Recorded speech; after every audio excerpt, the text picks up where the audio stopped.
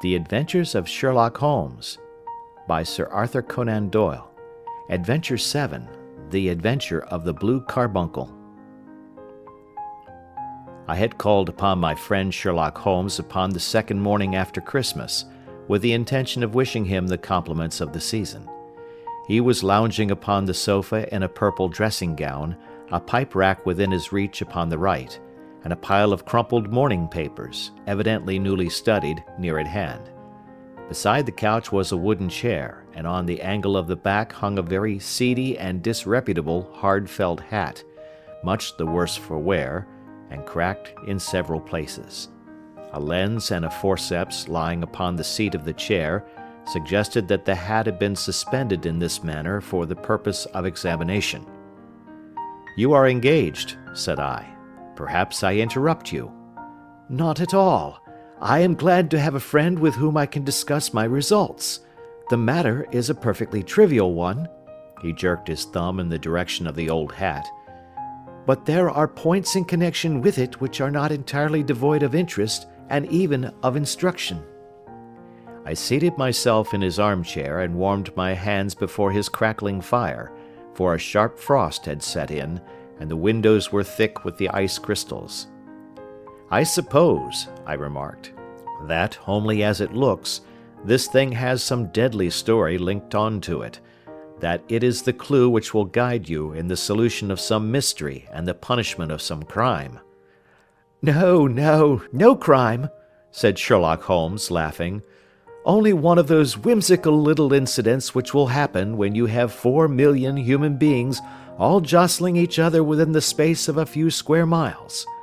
Amid the action and reaction of so dense a swarm of humanity, every possible combination of events may be expected to take place, and many a little problem will be presented which may be striking and bizarre without being criminal. We already had experience of such." "So much so," I remarked, "that of the last 6 cases which I have added to my notes, 3 have been entirely free of any legal crime." "Precisely. You allude to my attempt to recover the Irene Adler papers, to the singular case of Miss Mary Sutherland, and to the adventure of the man with the twisted lip. Well, I have no doubt that this small matter will fall into the same innocent category. You know Peterson, the commissionaire?" "Yes." "It is to him that this trophy belongs?" "It is his hat." No, he found it. Its owner is unknown. I beg that you will look upon it not as a battered billycock, but as an intellectual problem. And first, as to how it came here. It arrived upon Christmas morning, in company with good fat goose, which is, I have no doubt, roasting at this moment in front of Peterson's fire. The facts are these. About 4 o'clock on Christmas morning, Peterson, who, as you know, is a very honest fellow, was returning from some small jollification and was making his way homeward down Tottenham Court Road. In front of him he saw, in the gaslight, a tallish man, walking with a slight stagger and carrying a white goose slung over his shoulder. As he reached the corner of Goodge Street, a row broke out between this stranger and a little knot of roughs. One of the latter knocked off the man's hat, on which he raised his stick to defend himself, and swinging it over his head, smashed the shop window behind him. Peterson had rushed forward to protect the stranger from his assailants, but the man, shocked at having broken the window, and seeing an official-looking person in uniform rushing towards him, dropped his goose, took to his heels, and vanished amid the labyrinth of small streets which lie at the back of Tottenham Court Road.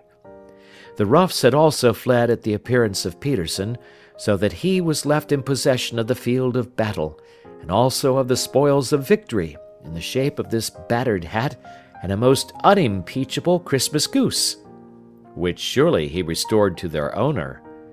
"My dear fellow, there lies the problem. It is true that 'For Mrs. Henry Baker' was printed upon a small card which was tied to the bird's left leg, and it is also true that the initials H.B. are legible upon the lining of his hat, but as there are some thousands of Bakers, and some hundreds of Henry Bakers in this city of ours, It is not easy to restore lost property to any one of them." What then did Peterson do? He brought round both hat and goose to me on Christmas morning, knowing that even the smallest problems are of interest to me. The goose we retained until this morning, when there were signs that, in spite of the slight frost, it would be well that it should be eaten without unnecessary delay. Its finder has carried it off, therefore, to fulfill the ultimate destiny of a goose, while I continue to retain the hat of the unknown gentleman who lost his Christmas dinner. Did he not advertise? No. Then what clue could you have as to his identity? Only as much as we can deduce. From his hat? Precisely. But you are joking. What can you gather from this old battered felt? Here is my lens. You know my methods. What can you gather yourself as to the individuality of the man who has worn this article? I took the tattered object in my hands and turned it over rather ruefully. It was a very ordinary black hat of the usual round shape, hard and much the worse for wear. The lining had been of red silk, but was a good deal discolored. There was no maker's name, but, as Holmes had remarked, the initials H.B. were scrawled upon one side.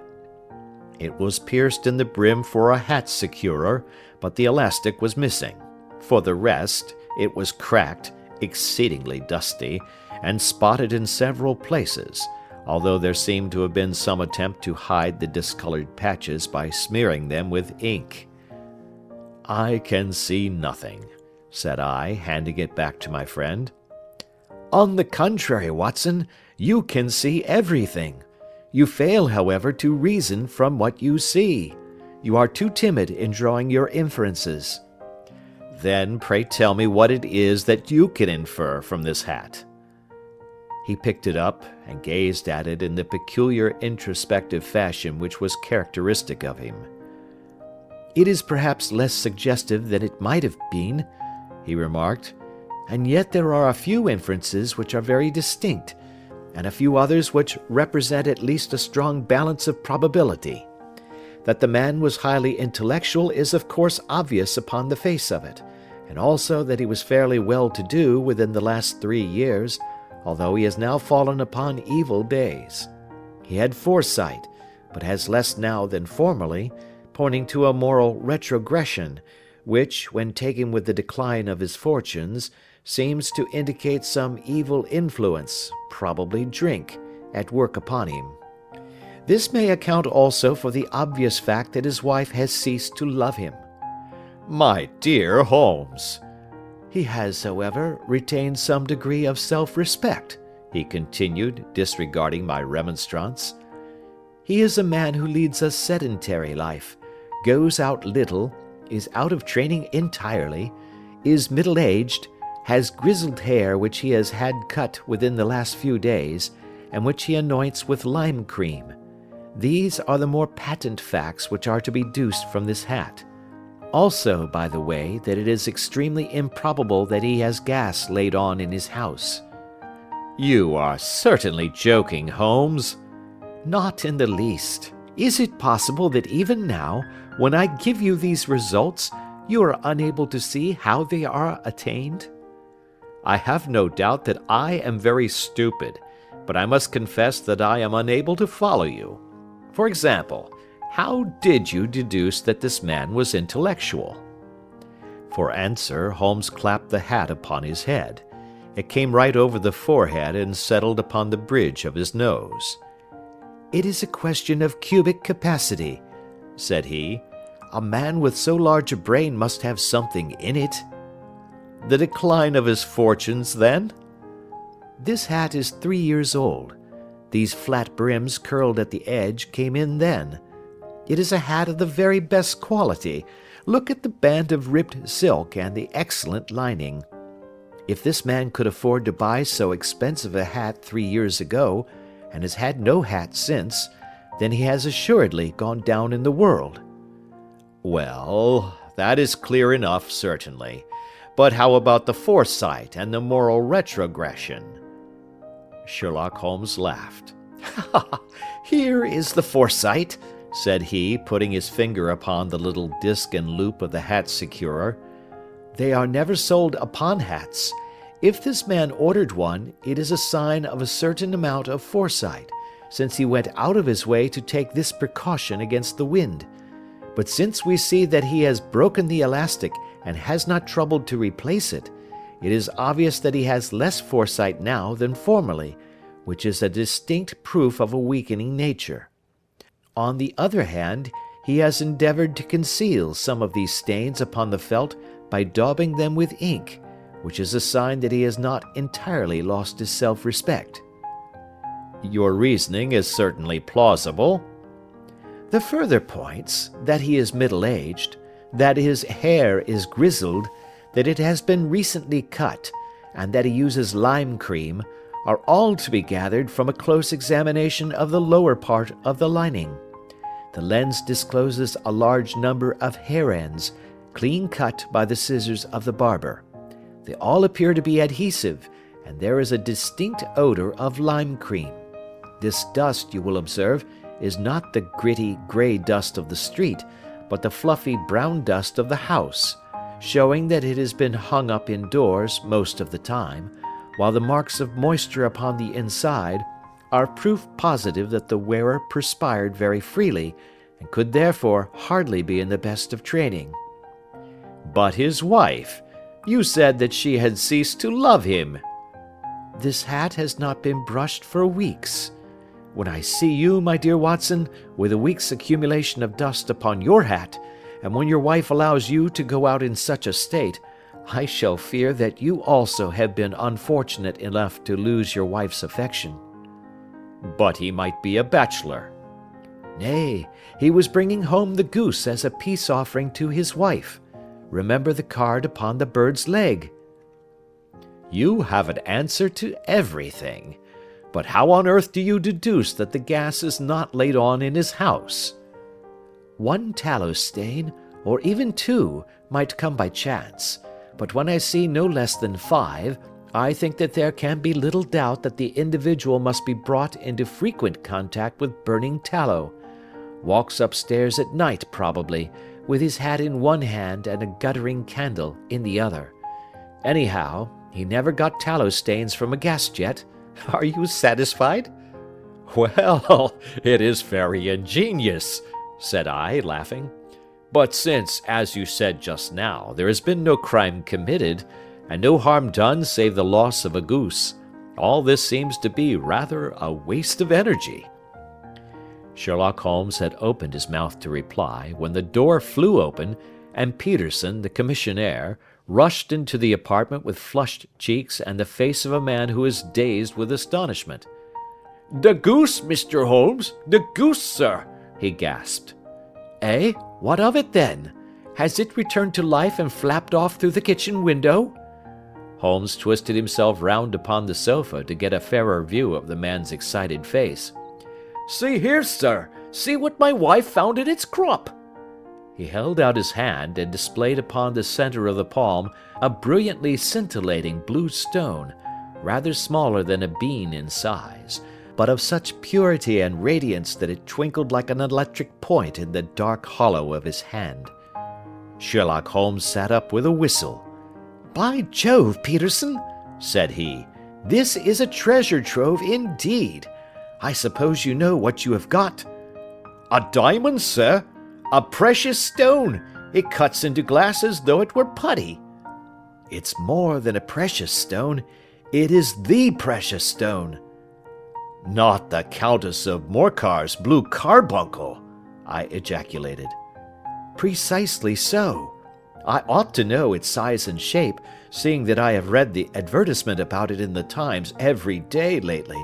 It is absolutely unique, and its value can only be conjectured, but the reward offered of £1,000 is certainly not within a 20th part of the market price." £1,000! Great Lord of mercy! The commissionaire plumped down into a chair and stared from one to the other of us.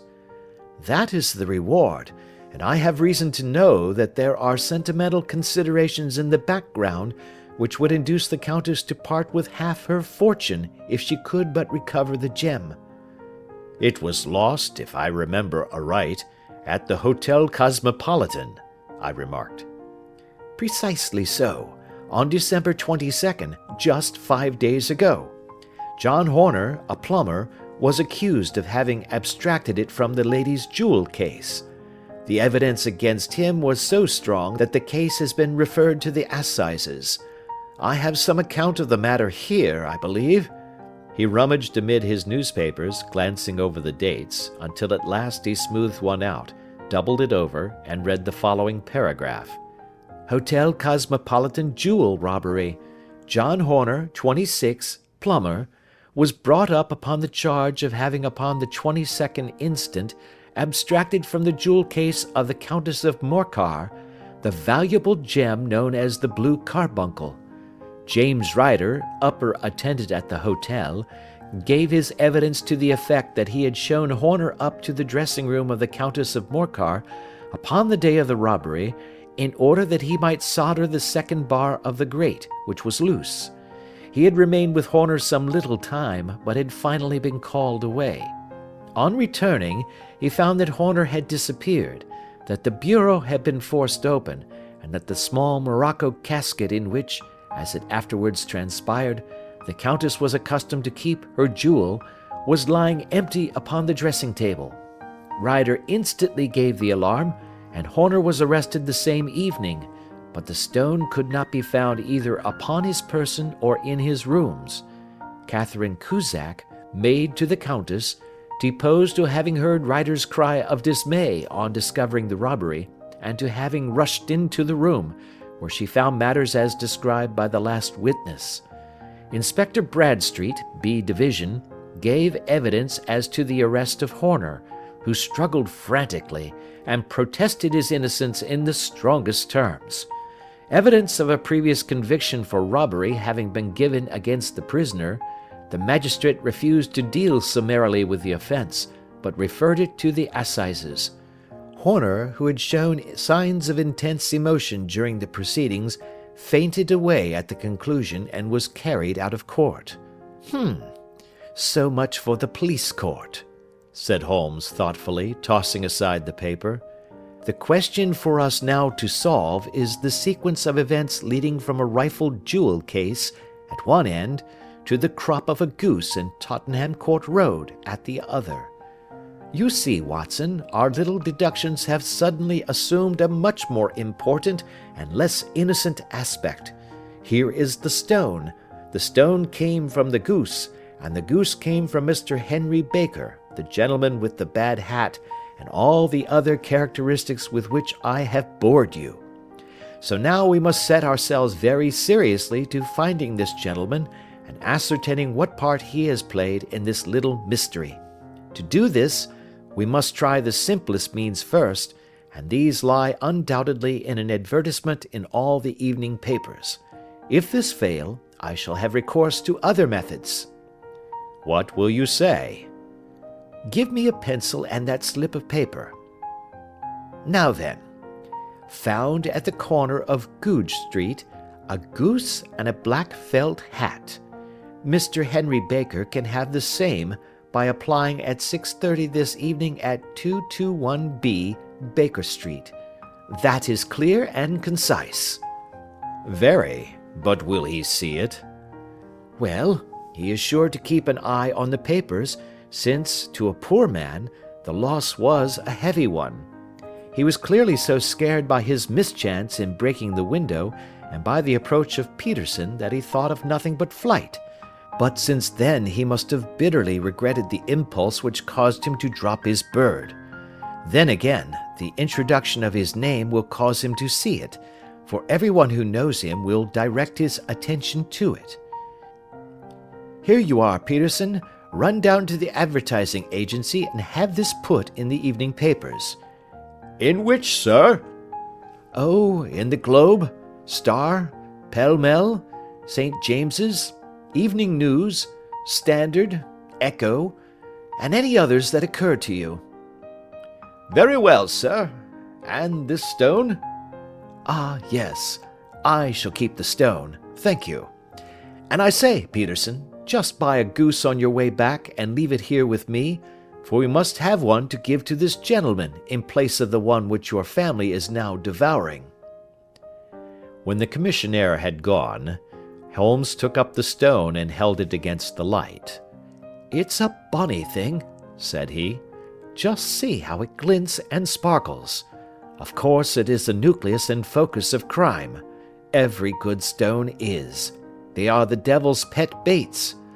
In the larger and older jewels, every facet may stand for a bloody deed. This stone is not yet 20 years old. It was found in the banks of the Amoy River in southern China, and is remarkable in having every characteristic of the carbuncle, save that it is blue in shade instead of ruby red. In spite of its youth, it has already a sinister history. There have been 2 murders, a vitriol throwing, a suicide, and several robberies brought about for the sake of this 40-grain weight of crystallized charcoal. Who would think that so pretty a toy would be a purveyor to the gallows and the prison? I'll lock it up in my strong box now and drop a line to the Countess to say that we have it." "Do you think that this man Horner is innocent?" "I cannot tell." "Well, then, do you imagine that this other one, Henry Baker, had anything to do with the matter?" "It is, I think, much more likely that Henry Baker is an absolutely innocent man, who had no idea that the bird which he was carrying was of considerably more value than if it were made of solid gold. That, however, I shall determine by a very simple test, if we have an answer to our advertisement." "And you can do nothing until then?" "Nothing." "In that case, I shall continue my professional round. But I shall come back in the evening at the hour you have mentioned, for I should like to see the solution of so tangled a business." "Very glad to see you. I dine at 7. There is a woodcock, I believe. By the way, in view of recent occurrences, perhaps I ought to ask Mrs. Hudson to examine its crop." I had been delayed at a case, and it was a little after 6:30 when I found myself in Baker Street once more. As I approached the house I saw a tall man in a Scotch bonnet, with a coat which was buttoned up to its chin, waiting outside in the bright semicircle which was thrown from the fanlight. Just as I arrived the door was opened, and we were shown up together to Holmes's room. "Mr. Henry Baker, I believe," said he, rising from his armchair and greeting his visitor with the easy air of geniality which he could so readily assume. "Pray take this chair by the fire, Mr. Baker. It is a cold night, and I observe that your circulation is more adapted for summer than for winter. Ah, Watson, you have just come at the right time. Is that your hat, Mr. Baker?" "Yes, sir, that is undoubtedly my hat." He was a large man with rounded shoulders, a massive head, and a broad, intelligent face, sloping down to a pointed beard of grizzled brown. A touch of red in nose and cheeks, with a slight tremor of his extended hand, recalled Holmes's surmise as to his habits.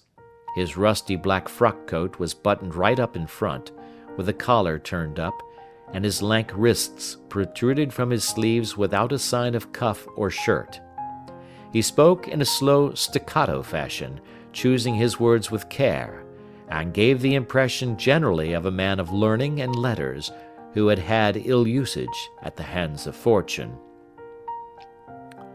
"We have retained these things for some days," said Holmes, "because we expected to see an advertisement from you giving your address. I am at a loss to know why you did not advertise." Our visitor gave a rather shamefaced laugh. "Shillings have not been so plentiful with me as they once were," he remarked. "I had no doubt that the gang of roughs who assaulted me had carried off both my hat and the bird. I did not care to spend more money in a hopeless attempt at recovering them." "Very naturally. By the way, about the bird, we were compelled to eat it." "To eat it?" Our visitor half rose from his chair in his excitement. Yes, it would have been of no use to anyone had we not done so. But I presume that this other goose upon the sideboard, which is about the same weight and perfectly fresh, will answer your purpose equally well? Oh, certainly, certainly, answered Mr. Baker with a sigh of relief.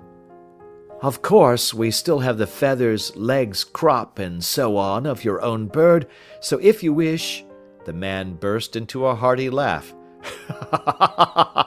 They might be useful to me as relics of my adventure, said he, but beyond that I can hardly see what use the disjecta membra of my late acquaintance are going to be to me.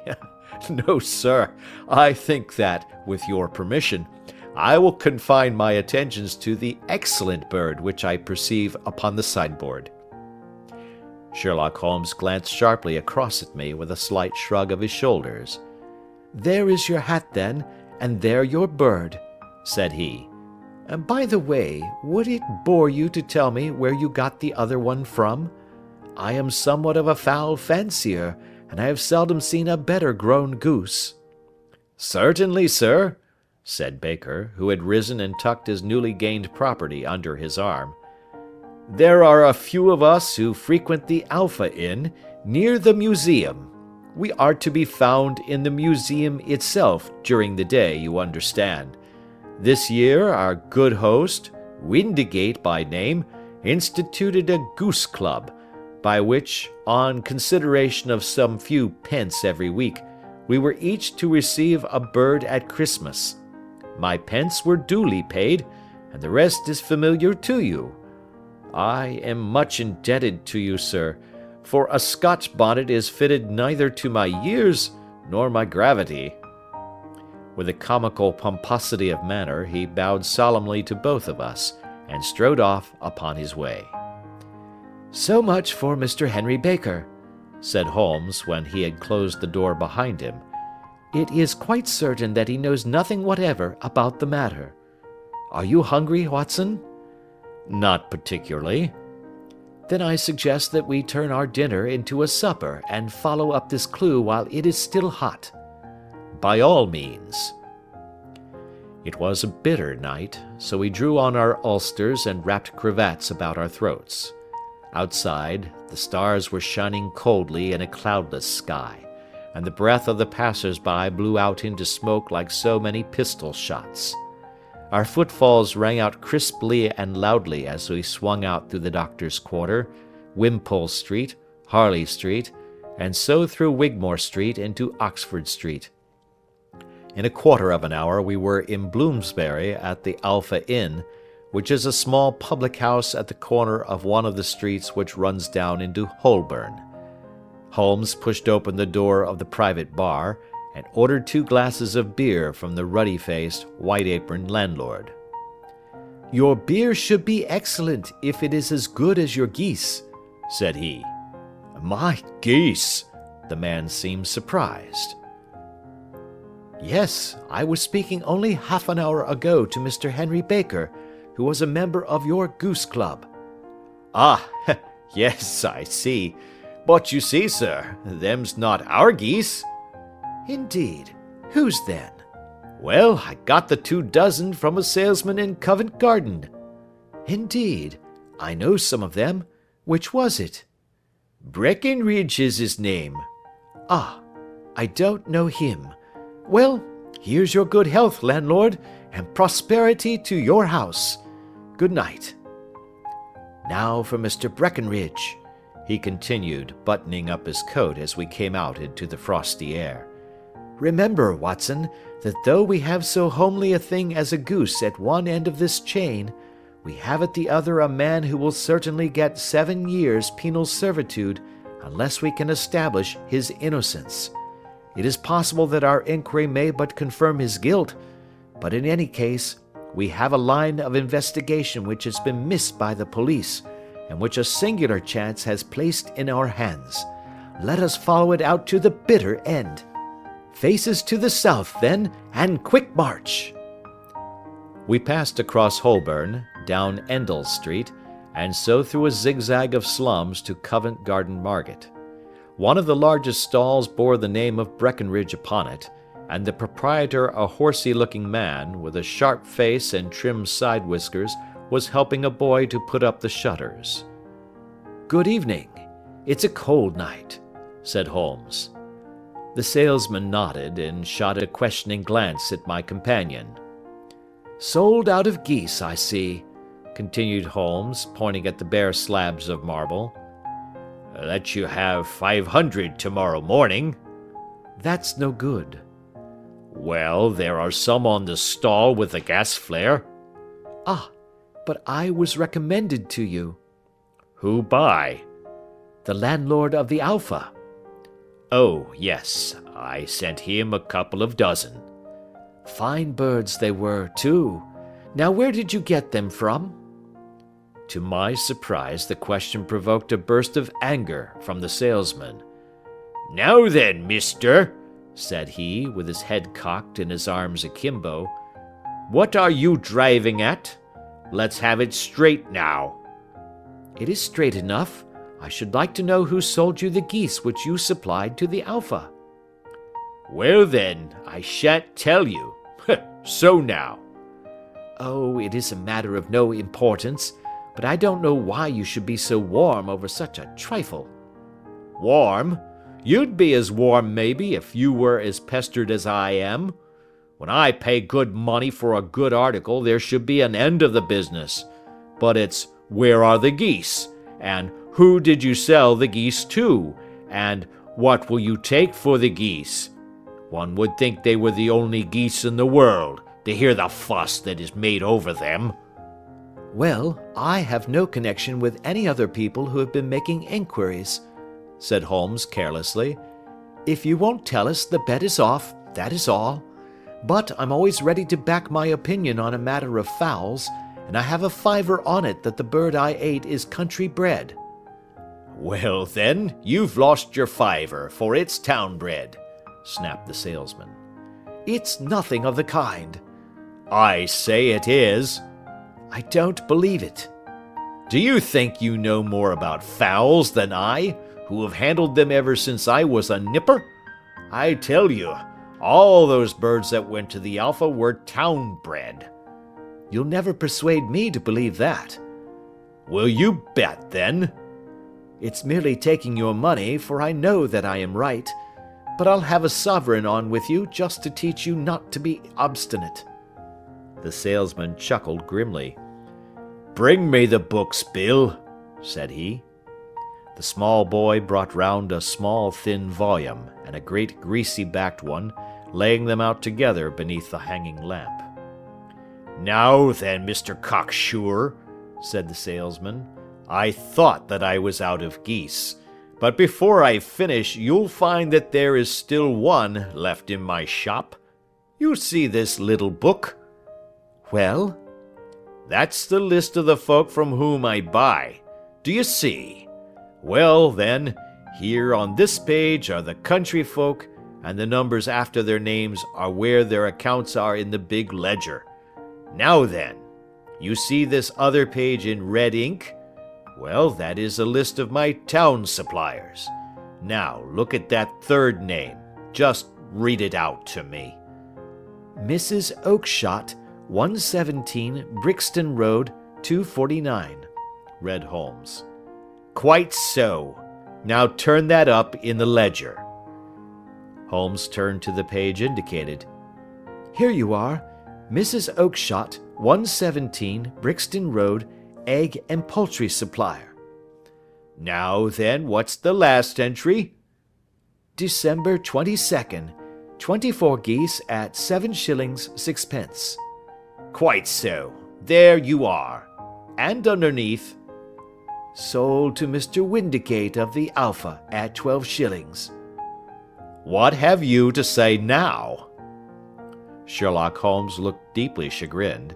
He drew a sovereign from his pocket and threw it down upon the slab, turning away with the air of a man whose disgust is too deep for words. A few yards off he stopped under a lamp-post and laughed in the hearty, noiseless fashion which was peculiar to him. When you see a man with whiskers of that cut, and the pink 'un protruding out of his pocket, you can always draw him by a bet," said he. "I dare say that if I had put £100 down in front of him, that man would not have given me such complete information as was drawn from him by the idea that he was doing me on a wager. Well, Watson, we are, I fancy, nearing the end of our quest, and the only point which remains to be determined is whether we should go on to this Mrs. Oakshott tonight, or whether we should reserve it for tomorrow. It is clear from what that surly fellow said that there are others beside ourselves who are anxious about the matter, and I should—" His remarks were suddenly cut short by a loud hubbub which broke out from the stall which we had just left. Turning round, we saw a little rat-faced fellow standing in the centre of the circle of yellow light which was thrown by the swinging lamp, while Breckenridge, the salesman, framed in the door of his stall, was shaking his fists fiercely at the cringing figure. "I've had enough of you and your geese," he shouted. "I wish you were all at the devil together. If you come pestering me any more with your silly talk, I'll set the dog at you. You bring Mrs. Oakshott here, and I'll answer her. But what have you to do with it? Did I buy the geese off you?" "No, but one of them was mine all the same," whined the little man. "Well, then, ask Mrs. Oakshott for it." "She told me to ask you." "Well, you can ask the King of Prussia for all I care. I've had enough of it. Get out of this." He rushed fiercely forward, and the inquirer flitted away into the darkness. "Ha! This may save us a visit to Brixton Road," whispered Holmes. "Come with me, and we will see what is to be made of this fellow." Striding through the scattered knots of people who lounged round the flaring stalls, my companion speedily overtook the little man and touched him upon the shoulder. He sprang round, and I could see in the gaslight that every vestige of colour had been driven from his face. "Who are you, then? What do you want?" he asked in a quavering voice. "You will excuse me," said Holmes blandly, "but I could not help overhearing the questions which you put to the salesman just now.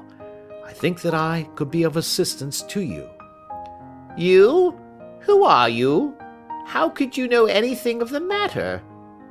"My name is Sherlock Holmes. It is my business to know what other people don't know." "But you can know nothing of this." "Excuse me, I know everything of it. You are endeavouring to trace some geese which were sold by Mrs. Oakshott of Brixton Road to a salesman named Breckenridge, by him in turn to Mr. Windigate of the Alpha, and by him to his club, of which Mr. Henry Baker is a member." "Oh, sir, you are the very man which I have longed to meet," cried the little fellow with outstretched hands and quivering fingers. "I can hardly explain to you how interested I am in this matter." Sherlock Holmes hailed a four-wheeler which was passing. "In that case we had better discuss it in a cosy room rather than in this wind-swept market-place," said he. "But pray tell me, before we go farther, who it is that I have the pleasure of assisting." The man hesitated for an instant. "My name is John Robinson," he answered with a sidelong glance. "No, no, the real name," said Holmes sweetly. "It is always awkward doing business with an alias." A flush sprang to the white cheeks of the stranger. "Well, then," said he, "my real name is James Ryder." "Precisely so. Head attendant at the Hotel Cosmopolitan. Pray step into the cab, and I shall soon be able to tell you everything which you would wish to know." The little man stood glancing from one to the other of us with half-frightened, half-hopeful eyes, as one who is not sure whether he is on the verge of a windfall or of a catastrophe. Then he stepped into the cab, and in half an hour we were back in the sitting-room at Baker Street. Nothing had been said during our drive, but the high, thin breathing of our new companion, and the claspings and unclaspings of his hands, spoke of the nervous tension within him. "Here we are," said Holmes cheerily as we filed into the room. "The fire looks very seasonable in this weather. You look cold, Mr. Ryder. Pray take the basket chair. I will just put on my slippers before we settle this little matter of yours. Now then, you want to know what became of those geese?" "Yes, sir." "Or rather, I fancy, of that goose. It was one bird, I imagine, in which you were interested, white, with a black bar across the tail." Ryder quivered with emotion. "Oh, sir," he cried, "can you tell me where it went to?" "It came here." "Here?" "Yes, and a most remarkable bird it proved. I don't wonder that you should take an interest in it. It laid an egg after it was dead, the bonniest, brightest little blue egg that ever was seen. I have it here in my museum." Our visitor staggered to his feet and clutched the mantelpiece with his right hand. Holmes unlocked his strong-box and held up the blue carbuncle, which shone out like a star with a cold, brilliant, many-pointed radiance. Ryder stood glaring with a drawn face, uncertain whether to claim or to disown it. "The game's up, Ryder," said Holmes quietly. "Hold up, man, or you'll be into the fire. Give him an arm back into his chair, Watson. He's not got blood enough to go in for felony with impunity. Give him a dash of brandy. So, now he looks a little more human. What a shrimp it is, to be sure." For a moment he had staggered and nearly fallen, but the brandy brought a tinge of color into his cheeks, and he sat staring with frightened eyes at his accuser. "I have almost every link in my hands, and all the proofs which I could possibly need, so there is little which you need tell me. Still, that little may as well be cleared up to make the case complete. You had heard, Ryder, of this blue stone of the Countess of Morcar's?" "It was Catherine Cusack who told me of it," he said in a cracking voice. "I see. Her ladyship's waiting-maid. Well, the temptation of sudden wealth so easily acquired was too much for you, as it has been for better men before you, but you were not very scrupulous in the means you used. It seems to me, Ryder, that there is the making of a very pretty villain in you. You knew that this man Horner, the plumber, had been concerned in some such matter before, and that suspicion would rest the more readily upon him. What did you do then? You made some small job in my lady's room, you and your confederate Cusack, and you managed that he should be the man sent for. Then, when he had left, you rifled the jewel case, raised the alarm, and had this unfortunate man arrested. You then—" Ryder threw himself down suddenly upon the rug and clutched at my companion's knees. "For God's sake, have mercy!" he shrieked. "Think of my father, of my mother. It would break their hearts. I never went wrong before. I never will again. I swear it. I'll swear it on a Bible. Oh, don't bring it into court. For Christ's sake, don't." "Get back into your chair," said Holmes sternly. "It is very well to cringe and crawl now, but you thought little enough of this poor Horner in the dock for a crime of which he knew nothing." "I will fly, Mr. Holmes. I will leave the country, sir. Then the charge against him will break down." We will talk about that. And now let us hear a true account of the next act. How came the stone into the goose, and how came the goose into the open market? Tell us the truth, for there lies your only hope of safety." Ryder passed his tongue over his parched lips.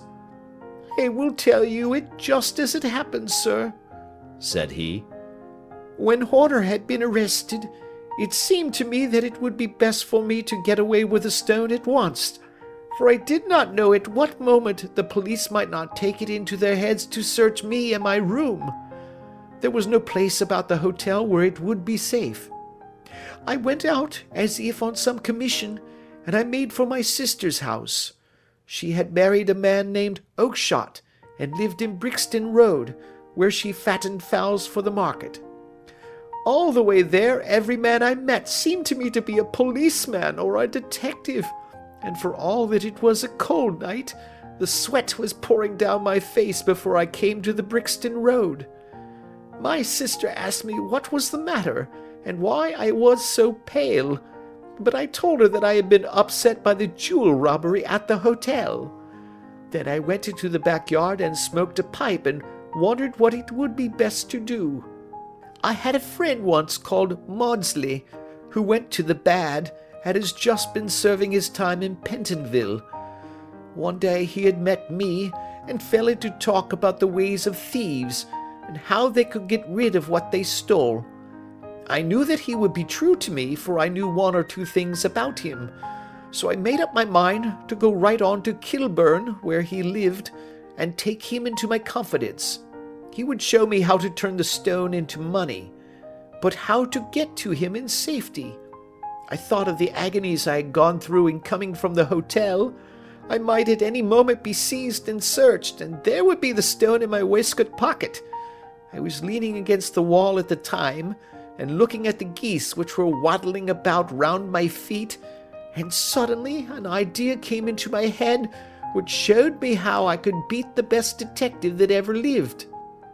My sister had told me some weeks before that I might have the pick of her geese for a Christmas present, and I knew that she was always as good as her word. I would take my goose now, and in it I would carry my stone to Kilburn. There was a little shed in the yard, and behind this I drove one of the birds, a fine big one, white with a barred tail. I caught it, and prying its bill open, I thrust the stone down its throat as far as my finger could reach. The bird gave a gulp, and I felt the stone pass along its gullet and down into its crop. But the creature flapped and struggled, and out came my sister to know what was the matter.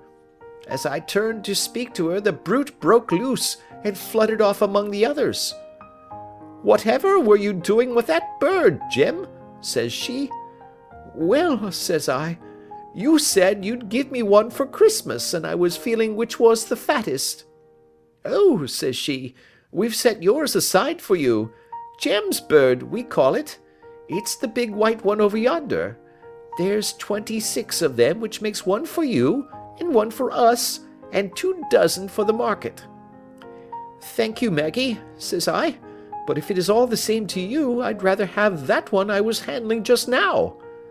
"The other is a good 3 pound heavier," said she, "and we fattened it expressly for you." "Never mind, I'll have the other, and I'll take it now," said I. "Oh, just as you like," said she, a little huffed. "Which is it you want, then?" "That white one with the barred tail, right in the middle of the flock." "Oh, very well, kill it and take it with you." Well, I did what she said, Mr. Holmes, and I carried the bird all the way to Kilburn. I told my pal what I had done, for he was a man that it was easy to tell a thing like that to. He laughed until he choked, and we got a knife and opened the goose. My heart turned to water, for there was no sign of the stone, and I knew that some terrible mistake had occurred. I left the bird, rushed back to my sister's, and hurried into the backyard. There was not a bird to be seen there. "Where are they all, Maggie?" I cried. "Gone to the dealers, Jem." "Which dealers?" "Breckenridge, of Covent Garden." "But was there another with a barred tail?" I asked. "The same as the one I chose?" "Yes, Jem, there were 2 barred-tailed ones, and I never could tell them apart." "Well, then, of course I saw it all, and I ran off as hard as my feet would carry me to this man Breckenridge, but he had sold the lot at once, and not one word would he tell me as to where they had gone. You heard him yourselves tonight. Well, he has always answered me like that. My sister thinks that I am going mad. Sometimes I think that I am myself, and now I am myself a branded thief, without ever having touched the wealth for which I sold my character. God help me! God help me!" He burst into convulsive sobbing, with his face buried in his hands. There was a long silence, broken only by his heavy breathing and by the measured tapping of Sherlock Holmes's fingertips upon the edge of the table. Then my friend rose and threw open the door. "Get out," said he. "What, sir? Oh, heaven bless you!" "No more words. Get out." And no more words were needed. There was a rush, a clatter upon the stairs, the bang of a door, and the crisp rattle of running footfalls from the street. "After all, Watson," said Holmes, reaching up his hand for his clay pipe, "I am not retained by the police to supply their deficiencies. If Horner were in danger, it would be another thing, but this fellow will not appear against him, and the case must collapse. I suppose that I am commuting a felony, but it is just possible that I am saving a soul. This fellow will not go wrong again. He is too terribly frightened. Send him to jail now, and you will make him a jailbird for life. Besides, it is the season of forgiveness. Chance has put in our way a most singular and whimsical problem, and its solution is its own reward. If you will have the goodness to touch the bell, Doctor, we will begin another investigation, in which also a bird will be the chief feature." End of Adventure 7.